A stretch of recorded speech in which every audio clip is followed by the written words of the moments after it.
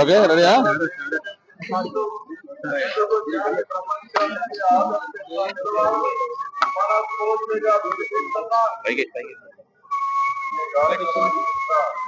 అందరికీ నమస్కారం. ఏదైతే ఇప్పుడు దాకా ఉన్న Guinness book of world records Visakha వేదికగా ఆ పాత రికార్డు బ్రేక్ కావటం, విశాఖ ఈరోజు కొత్త రికార్డుకి నాంది పలికింది. గతంలో 2023లో ఏదైతే సూరత్ లో ఇదే డేట్న జూన్ 21న ఇంటర్నేషనల్ యోగా డే సందర్భంగా 153,000 మందితోటి ఇప్పటిదాకా ఉన్న ఒక రికార్డు నెలకొల్పితే, ఆ రికార్డుని ఇప్పటికే జస్ట్ ఈ క్యూఆర్ కోడ్ మేము బయలుదేరే ముందు కంట్రోల్ రూమ్ లో ఇన్ఫర్మేషన్ ప్రకారం 2 లక్షల మంది పైగా రిజిస్ట్రేషన్ అయిపోయింది. ఇక్కడ ఫిజికల్ గా ఈ కంపార్ట్మెంట్ లోకి జాయిన్ అయిన వాళ్ళు ఎంతమంది లోపల ఉన్నారో అంతకు మించి రెట్టింపు జనం బయట ఉన్నారు.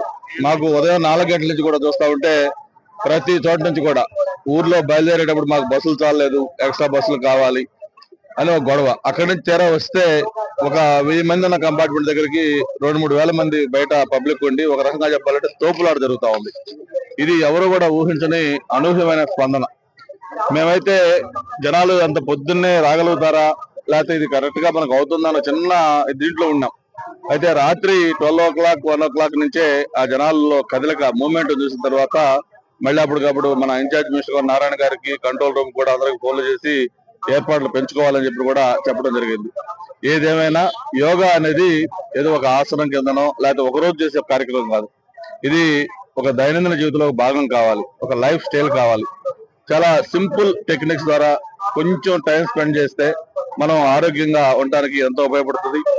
శారీరక ఫిట్నెస్ కాకుండా మానసిక ఫిట్నెస్ కూడా ఉండే విధంగా యోగా ఖచ్చితంగా అందరూ కూడా క్రియేట్ చేస్తూ ఉంది. నిన్నే లోకేష్ గారు కూడా చెప్పడం జరిగింది, ఏదైతే ఈ అకాడమిక్ ఇయర్ నుంచి ప్రతి వారంలో కూడా ఒక రోజు యోగా డేగా కూడా స్కూల్స్ లో పిల్లలకి పెడతా అని చెప్పి కూడా చెప్పడం జరిగింది.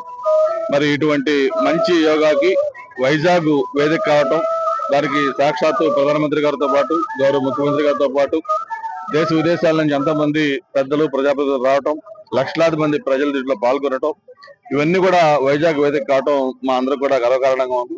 ఇంత గ్రాండ్ సక్సెస్ చేసిన వైజాగ్ చుట్టుపక్కల ప్రజలకి మనస్ఫూర్తిగా అభినందనలు, ధన్యవాదాలు తెలియజేసుకుంటూ ఒక అంతర్జాతీయ పటంలో విశాఖపట్నం యొక్క ఖ్యాతి మరోసారి మారుమోగిపోయింది. ప్రపంచం మొత్తం కూడా మన వైపు చూసే విధంగా ఈ కార్యక్రమం జరుగుతూ ఉంది. ఇప్పుడే మన ముఖ్యమంత్రి గారి సందేశం కూడా విన్నాం. ఇప్పుడు గౌరవ ప్రధానమంత్రి గారి సందేశం అవుతుంది. అయిన తర్వాత ఏదైతే మెయిన్ ఈవెంట్ యోగా ఆసనాల కార్యక్రమం ఉందో అది కూడా స్టార్ట్ అవుతాయి.